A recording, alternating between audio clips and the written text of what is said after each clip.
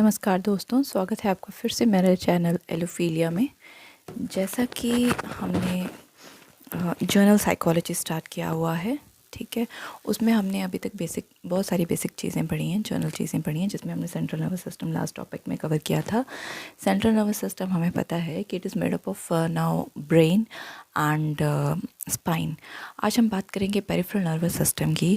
तो जो peripheral nervous system है, ठीक है, इसमें हम पढ़ेंगे कि कैसे जो है सोमैटिक और ऑटोनॉमस नर्वस सिस्टम जो है वो लोगों को या एनिमल्स को उनकी सराउंडिंग के साथ इंटरेक्ट करने में हेल्प करता है, और कैसे बॉडी के ऑटोमेटिक फंक्शंस को कंट्रोल करता है। ठीक है, तो चलिए स्टार्ट करते हैं ज़्यादा टाइम ना वेस्ट करते हुए। जो टर्म पेरिफेरल है, it refers to the things that are not in the centre, जो सेंटर में ना होकर, that are on the edges of the centre, centre के एजेस पे हैं। पेरिफेरल नर्वस सिस्टम जो है, it is made of nerves on the edges. ठीक है, तो हमें पता है कि जो पेरिफेरल नर्वस सिस्टम है ये जो बना है वो किससे बना है? नर्व से, न्यूरॉन्स से। लेकिन कौन से नर्व्स और न्यूरॉन से? Which are not contained in the brain and spinal cord, जो ब्रेन और स्पाइनल कॉर्ड का हिस्सा नहीं है। It is this system that allows the brain and spinal cord to communicate with the sensory system of eyes, ears and mouth, and allows the brain and spinal cord to control the muscles and glands of the body. ठीक है, समझ आई आपको कि ये वो part है, ये वो सिस्टम है जो स्पाइनल कॉर्ड को और ब्रेन को सेंसरी सिस्टम्स कौन से हैं? आइज़ हैं, ईयर्स हैं, स्किन है, माउथ है, उनके साथ कम्युनिकेट करने में हेल्प करता है। ठीक है, और अलाउ करता है कि हमारा जो ब्रेन और स्पाइनल कॉर्ड है वो मसल्स और ग्लैंड्स के मूवमेंट को कंट्रोल कर सकें। ठीक है, जो पेरिफेरल नर्वस सिस्टम है इसको दो मेजर सिस्टम्स में डिवाइड किया गया है, जैसा कि मैंने आपको पहले भी डिस्कस किया था। आप फिगर में देख सकते हैं, ऑटोनॉमिक नर्वस सिस्टम और somatic nervous system.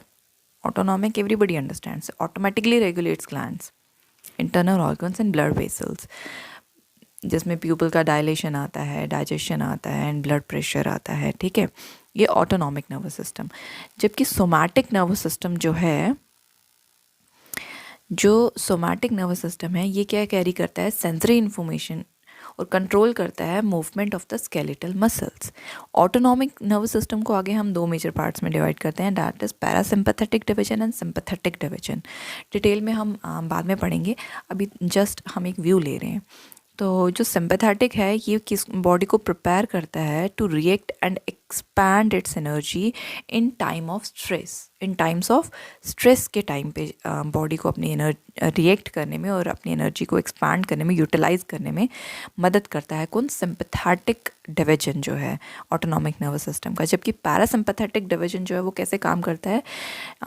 It reserves, it saves the energy of the body, और ये बॉडी के फंक्शंस को मेंटेन करता है under ordinary conditions when body is at rest, जब बॉडी स्ट्रेस में नहीं है।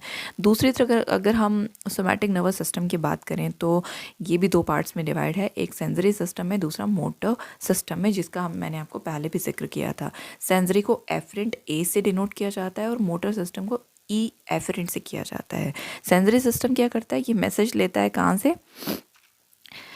It carries message from senses to central nervous system, जबकि जो आपका मोटर सिस्टम है ये सेंट्रल नर्वस सिस्टम से मसल्स और ग्लैंड्स तक इन्फॉर्मेशन को पहुंचाता है। ठीक है, चलिए अब हम डिटेल में पढ़ लेते हैं पेरिफेरल नर्वस सिस्टम के बारे में। ठीक है, अभी मैंने आपको समझा दिया कि जो पेरिफेरल नर्वस सिस्टम है ये दो मेजर सिस्टम में डिवाइड हो गया। सोमैटिक नर्वस सिस्टम में, जिसमें कि जो क्या करता है, which consist of nerves that controls the voluntary muscles of the body। जबकि जो ऑटोनॉमिक नर्वस सिस्टम है वो क्या करता है? वो इनवॉलेंट्री मसल्स, ऑर्गन्स और ग्लैंड्स को कंट्रोल करता है। चलिए हम सोमैटिक नर्वस सिस्टम की पहले बात करेंगे कि जो सोमैटिक नर्वस सिस्टम है, it is made up of two things, sensory pathway and motor pathway. Sensory pathway में क्या आता है? It comprises all the nerves carrying messages from the senses to the central nervous system. जो आपका sensory pathway है, इसमें वो सारी नर्व्स आती हैं जो आपके सेंसेस से सेंट्रल नर्वस सिस्टम तक जो है मैसेज को पहुंचाती हैं। उन नर्व्स में कौन से न्यूरॉन्स होते हैं एफरेंट ए, और जो मोटर पाथवे है इनमें वो सारी नर्व्स आती हैं जो मैसेज सेंट्रल नर्वस सिस्टम से वॉलेंट्री या skeletal muscles of the body तक पहुंचाती हैं, और जो मसल्स हैं वो बॉडी को अलाउ करते हैं फिर अपनी डिज़ायर्ड मूवमेंट के लिए। तो ये जो नर्व्स हैं ये एफरेंट न्यूरॉन से बनी हुई हैं। ठीक है, इतना क्लियर है? इतना क्लियर है। जब लोग चलते हैं, अपना हाथ उठाते हैं, लाइक क्लास में अगर टीचर ने कोई सवाल किया है तो we raise our hands, when we walk, when we lift a flower to smell, और direct their gaze towards the person they are talking to, जब हम किसी इंसान को देखते हैं जिसके साथ हम बात कर रहे हैं।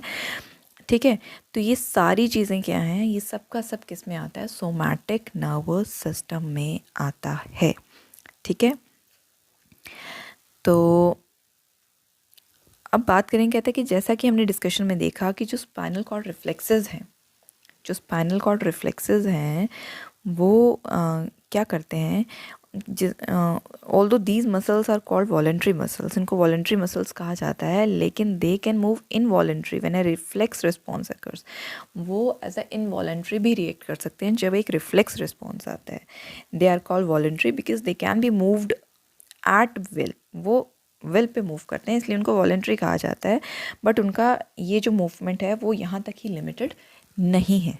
ठीक है, अब इनवॉलेंट्री मसल्स की बात करेंगे, जैसे हार्ट है, स्टमक है, इंटेस्टाइन्स हैं, वो सब के सब मिल के जो ग्लैंड्स के साथ, जैसे एड्रिनल ग्लैंड्स हैं या पेनक्रियाज हैं, क्या कंट्रोल करते हैं, clumps of neurons located on और नियर द स्पाइनल कॉलम, उनको क्या करते हैं, ये जो मसल्स हैं, हार्ट है, स्टमक है, इंटेस्टाइन्स हैं, वो ग्लैंड्स के साथ मिलके, कौन से ग्लैंड के साथ, लाइक एड्रिनल ग्लैंड है या पेनक्रियाज है, ये सब के सब किसको कंट्रोल करते हैं, न्यूरॉन्स, जो कि कहाँ लोकेट करते हैं, या तो स्पाइनल कॉर्ड के ऊपर या नियर द स्पाइनल कॉर्ड। इतनी बात समझ आई है? स्पाइनल कॉर्ड वाले नहीं, ठीक है, जो स्पाइनल कॉर्ड वाले न्यूरॉन्स हैं वो नहीं, जो इसके एजेस पे हैं, हम उन न्यूरॉन्स की बात कर रहे हैं। ठीक है, is it clear? Words on और near are used quite deliberately, यार इनको डेलिबरेटली यूज़ किया गया है ये समझाने के लिए कि जो न्यूरॉन है स्पाइनल कॉर्ड के अंदर वाले, वो सेंट्रल नर्वस सिस्टम का पार्ट है, वो पेरिफेरल नर्वस सिस्टम का पार्ट नहीं है। इतनी बात समझ आ रही है आपको? ये जो लार्ज ग्रुप है न्यूरॉन्स का स्पाइनल कॉर्ड के पास में, ये क्या बनाता है, ध्यान से सुनिए फिर से, these large groups of neurons near the spinal column make up the autonomic nervous system. Is it clear? क्या बनाता है? Autonomic nervous system. Word autonomic जो है वो क्या suggest करता है?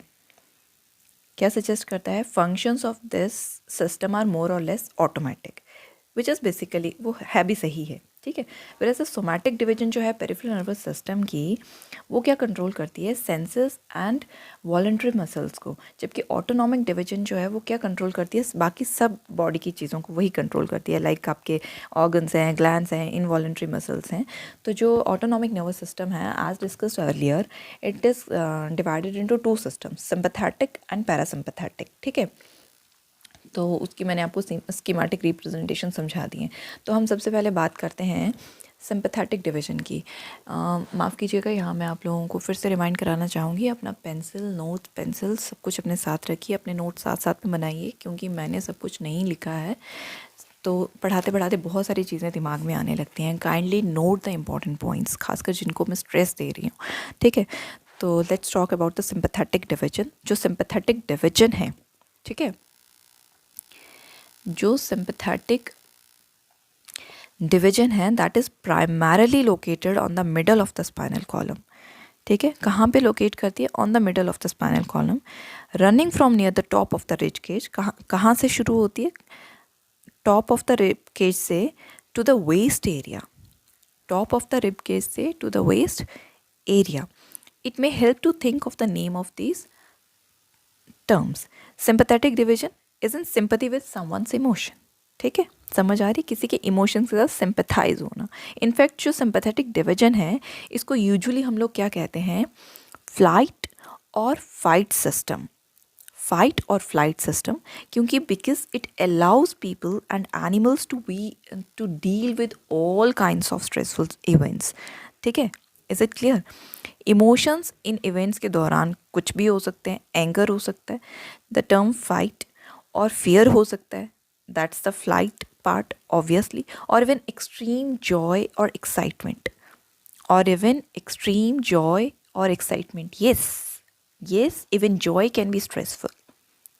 अब सवाल उठता है how come? Let me give an example here. For example, हमने अब अपना ग्रेजुएशन कंप्लीट कर लिया है, we are going to enter the university now. उसकी अपनी एक हैप्पीनेस लेती है, but on the day of that graduation when you are getting your degrees, ठीक है, आप एक्साइटेड भी होंगे और आप सैड भी होंगे, because you are leaving that particular institution. तो वहाँ पे थोड़ी सी इमोशनल अटैचमेंट रहती है अपने फ्रेंड्स के साथ. You are going to segregate, you are going in different fields. तो यहाँ पे दोनों तरीके की चीज़ें रहेंगी, happiness as well as sadness.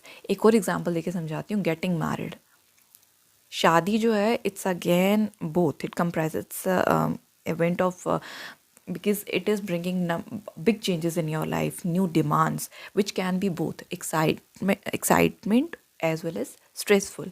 ठीक है, हैप्पीनेस भी है और स्ट्रेस भी है. ठीक है, तो इज़ दैट क्लियर? फाइट और फ्लाइट सिस्टम क्लियर है. इसमें ना सिर्फ एंगर, फियर जैसे responses, but also extreme joy और excitement can cause stress. Is it clear? बहुत सारे हम लोग जो हैं, ये हम अपने डे टू डे लाइफ में भी जो है फाइट और फ्लाइट रिस्पॉन्स जो है वो एक्सपीरियंस करते हैं. और एक एक्सपेरिमेंट है, आप लोगों से एक छोटी सी रिक्वेस्ट है.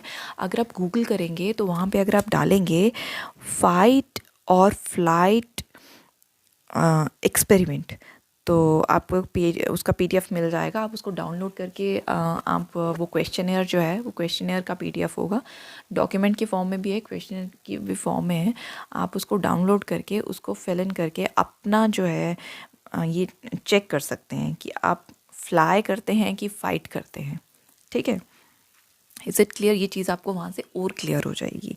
ठीक है, कहते हैं कि what are the specific ways in which this division readies the body to react. कौन से ऐसे स्पेसिफिक वेज हैं जिससे कि ये जो डिवीजन है बॉडी को रेडी करती है रिएक्ट करने में. ठीक है, फॉर एग्जांपल कोई स्ट्रेसफुल इवेंट है, तो सबसे पहले क्या होगा, आपके जो प्यूपिल्स हैं दे सीम टू गेट बिगर. सबसे पहले क्या होगा, आपका जो प्यूपिल्स हैं they seem to get bigger, perhaps, क्योंकि ताकि ज़्यादा लाइट अंदर जाए प्यूपिल में और ज़्यादा इन्फॉर्मेशन जो है वो आप ज़्यादा से ज़्यादा देख सकें, दूर तक विजन को देख सकें और समझ सकें कि क्या है. हार्ट क्या करेगा, स्टार्ट्स पंपिंग फास्टर. दूसरा क्या होगा, क्योंकि जो आपका हार्ट है it's pumping faster harder, drawing blood away from non essential organs such as skin. जहाँ पे ब्लड की ज़रूरत नहीं है वहाँ से ब्लड को ड्रॉ करेगा और जहाँ पे ज़रूरत है वहाँ तक पहुँचाएगा. तो सबसे पहले कोई भी स्ट्रेसफुल इवेंट होगा या कोई ऐसी सिचुएशन होगी फियरफुल, आप क्या हो जाएंगे, person becomes turn pale and sometimes away from the brain itself. Brain से भी एक्चुअली दूर हो जाता है. ठीक है, so the person might actually फेंट. कई बार लोग जो हैं डर में फेंट भी हो जाते हैं. This is what the reason. Blood needs lots of oxygen. Blood को बहुत ज़्यादा ऑक्सीजन की ज़रूरत पड़ेगी before it goes to the muscle. So lungs क्या करेंगे, वो ओवर टाइम काम करेंगे. ठीक है, और जो पर्सन है वो तेज़ तेज़ सांसें लेगा, breathe faster. One of glands in particular receive special instructions. कुछ ग्लैंड्स को जो है स्पेशल इंस्ट्रक्शंस मिलेगी. जो फॉर एग्जांपल आपका जो एड्रिनल ग्लैंड है वो स्टिमुलेट हो जाएगा to release certain stress related chemicals को रिलीज़ करेगा. ठीक है, तो इनटू द ब्लड स्ट्रीम. और ये जो स्ट्रेस हार्मोन्स हैं ये हमारे बॉडी पार्ट्स में ट्रेवल होते हुए क्या करें, they will not only affect the certain target organs, they will only affect the certain target organs. क्या करेंगे, टारगेट ऑर्गन्स को ही अफेक्ट करेंगे, बाकी चीज़ों को नहीं करेंगे. Just as neurotransmitters fit in, जैसे कि वो न्यूरो ट्रांसमीटर वाली आपको एग्जाम्पल दी थी, वो रिसेप्टर साइट्स पे ही फिट होते हैं. ठीक है, उसी तरीके से जो मॉलिक्यूल्स हैं स्ट्रेस हार्मोन्स के वो भी रिसेप्टर साइट्स पे, मतलब टारगेट ऑर्गन्स के रिसेप्टर साइट्स पे ही फिट होते हैं. नोटेबली लाइक हार्ट मसल्स हैं, आपके हार्ट हैं, मसल्स हैं, लंग्स हैं. Further stimulates these organs to work harder. फिर इन ऑर्गन्स को स्टिमुलेट करेंगे कि ये और हार्डर वर्क करें. बट सारे ऑर्गन्स या सिस्टम्स जो हैं वो जो है स्टिमुलेट नहीं होते by the activation of sympathetic division. Like आपका जो digestion of food and excretion है ऑफ वेस्ट, ये नेसेसरी फंक्शंस नहीं है while dealing with the stressful और फियरफुल सिचुएशन. सो ये वाले जो हैं फंक्शंस जो हैं शट डाउन हो जाएंगे उस दौरान. ठीक है। सलाइवा का also a part of digestion. तो आपका मुंह सूखने लगता है ऐसे सिचुएशंस में, ठीक है, जब आप स्कैर्ड होते हो। तो जो फूड स्टमक में ही बैठ जाता है एज ए लंप। तो यूजुअली जो अर्ज है बाथरूम जाने की वो सप्रेस हो जाती है if the person is really scared. तो ठीक है, इसलिए अगर पर्सन जो है वो सच में स्कैर्ड है तो क्या होगा, जो ब्लैडर या बाउल है वो एक्चुअली एम्प्टी हो जाएंगे। दिस इज़ वाई जो लोग एक्सट्रीम स्ट्रेस में मरते हैं, ठीक है, जिनकी डेथ हो जाती है एक्सट्रीम स्ट्रेस में, उन लोग सच एज लाइक हैंग हो जाते हैं या इलेक्ट्रोक्यूशन हो जाता है, तो वो लोग क्या करते हैं, यूरिन और वेस्ट को रिलीज़ करते हैं उस टाइम पे, ठीक है। सिंपैथेटिक डिवीजन जो है also going to demand the body burn a tremendous amount of fuel और ब्लड और शुगर, ठीक है। बहुत सारी एनर्जी इसमें लग जाती है इस काम में, ठीक है। और जितना भी बॉडीली अराउजल है ये होता है, ठीक है, going on during a stressful situation. और अगर जब स्ट्रेस ख़त्म हो जाता है तो सिंपैथेटिक डिवीजन जो है वो रिप्लेस हो जाता है with the activation of parasympathetic division. और अगर स्ट्रेस बहुत प्रोलॉन्ग है या टू इंटेंस है तो पर्सन माइट एक्चुअली कोलैप्स, वो कोलैप्स भी हो सकता है, ठीक है, like as a deer might do when being chased by another animals like lion. तो ये जो कोलैप्स है ये क्यों होता है कि पैरासिम्पैथेटिक डिवीजन जो है वो ओवर रिस्पॉन्ड करती है in its inhibition of the sympathetic activity को। हार्ट स्लो हो जाता है, ब्लड वेसल्स ओपन हो जाती हैं, ब्लड प्रेशर ब्रेन का ड्रॉप हो जाता है, फेंटिंग, उससे कि इंसान फेंट हो जाता है, ठीक है। Let's talk about the parasympathetic division now. Sympathetic division clear है, ठीक है, इसके सारे पॉइंट्स क्लियर हैं। प्यूपल डायलेट हो जाता है, उसके बाद ब्लड सप्लाई ज़्यादा हो जाती है, ऑक्सीजन का डिमांड ज़्यादा हो जाता है, तो स्ट्रेस हार्मोन्स रिलीज़ होते हैं ब्लड में, ऑल थिंग्स, मुंह सूख जाता है, माउथ ड्राइज अप, क्योंकि सलाइवा जो है वो भी its parts of the digestion के जो बाकी फंक्शंस हैं वो शट डाउन हो जाते हैं, ठीक है। यूरिन, बाथरूम जाने की अर्ज सप्रेस होने लगती है and all that, okay, is that clear? Now let's talk about the parasympathetic division. It is अगर तो सिंपैथेटिक डिवीजन जो है फाइट और flight system, if the sympathetic division को फाइट और फ्लाइट सिस्टम कहते हैं तो पैरासिम्पैथेटिक को क्या कहते हैं, eat drink and rest system कहा जाता है। न्यूरॉन्स जो है इस डिवीजन में they are located the top and bottom of the spinal cord, या तो वो टॉप पे होंगे या तो वो बॉटम पे होंगे स्पाइनल कॉर्ड के, ठीक है। तो और on the either side of the sympathetic division neurons, ठीक है। पैरा मीन्स बियॉन्ड और next to, and in this sense refers to the neurons located on either side of the sympathetic division neurons, ठीक है। Parasympathetic division जो है वो that is pretty much opposite of the sympathetic division, but it is little more complex than that. Parasympathetic division का job क्या है, body को normal functioning में लाना आफ्टर स्ट्रेसफुल इवेंट और सिचुएशन एंड्स।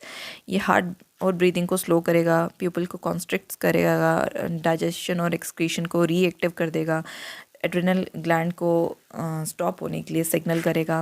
पैरासिम्पैथेटिक डिवीजन जो है वो एड्रिनल ग्लैंड के साथ कनेक्टेड नहीं है, इस सेंस में जो पैरासिम्पैथेटिक डिवीजन है वो बॉडी को अलाउ करेगा टू रिस्टोर इट्स एनर्जी जो इसने बर्न की है वाइल दैट स्ट्रेसफुल सिचुएशन और event, which is why people often feel hungry after all stress is over. Parasympathetic division जो है ये बहुत ज़्यादा करती है just to the activity of the sympathetic division. Parasympathetic division responsible है फॉर द ऑर्डिनरी और day to day bodily functioning such as regular heart beat, normal breathing and digestion. People क्या करते हैं, spend greater part of there 24 hour day eating, sleeping, digesting and excreting. So it is parasympathetic division that is typically active, ठीक है, at any given moment. Then one or the other of these divisions, sympathetic or parasympathetic, will determine whether people are aroused or relaxed. That's all about the peripheral nervous system. Hope you have understood the lecture. If not, do comment. Please give your suggestions. Please do support me. Thanks for watching.